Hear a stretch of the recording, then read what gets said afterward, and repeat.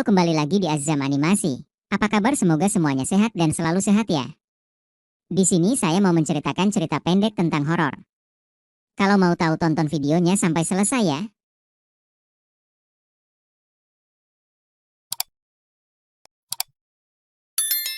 Rumah tua di ujung jalan. Malam itu, hujan turun dengan deras, membasahi seluruh kota kecil yang hampir tertidur.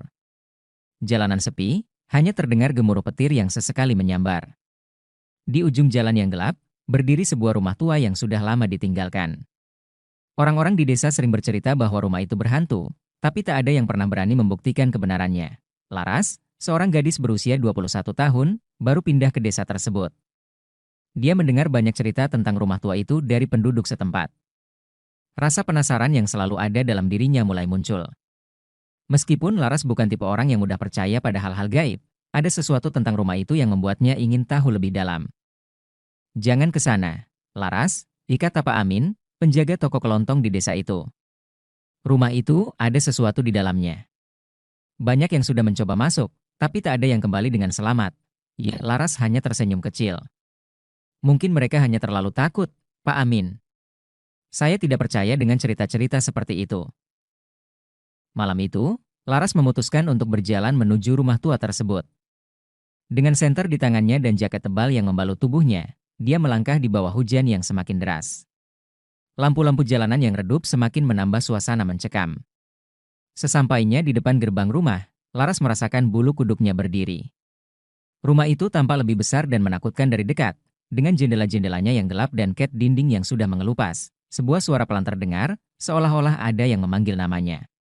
Laras berhenti, lalu menoleh ke sekeliling, memastikan bahwa itu hanya perasaannya.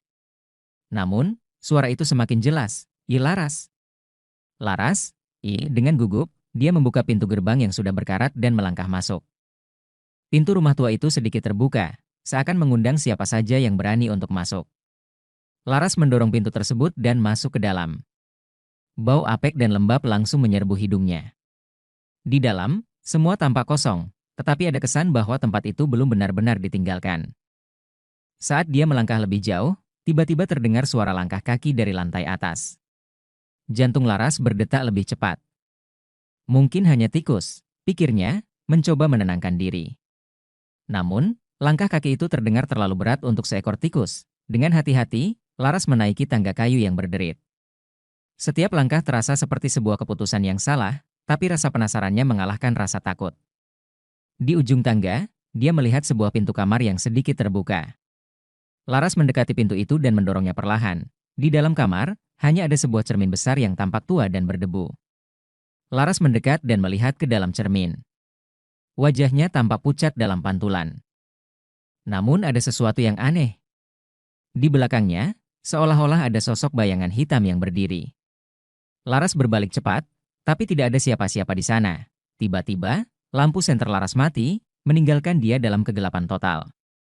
Panik, dia mencoba menyalakan kembali senternya, tapi usahanya sia-sia. Dari kegelapan, terdengar suara napas berat yang mendekat. Laras merasakan dingin yang menusuk kulitnya, dan suara itu semakin jelas. Laras, kamu tidak akan keluar dari sini.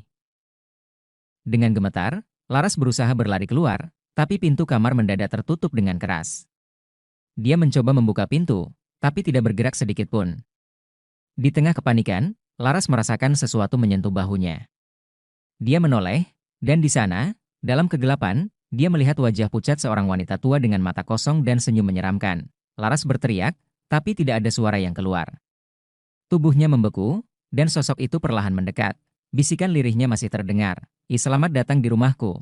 Keesokan harinya, penduduk desa menemukan pintu rumah tua itu terbuka lebar. Namun, tidak ada jejak Laras. Tidak ada yang tahu apa yang terjadi padanya. Tapi sejak malam itu, suara langkah kaki dan bisikan di rumah tua itu terdengar semakin sering. Dan satu hal yang pasti, tidak ada seorang pun yang berani mendekati rumah itu lagi.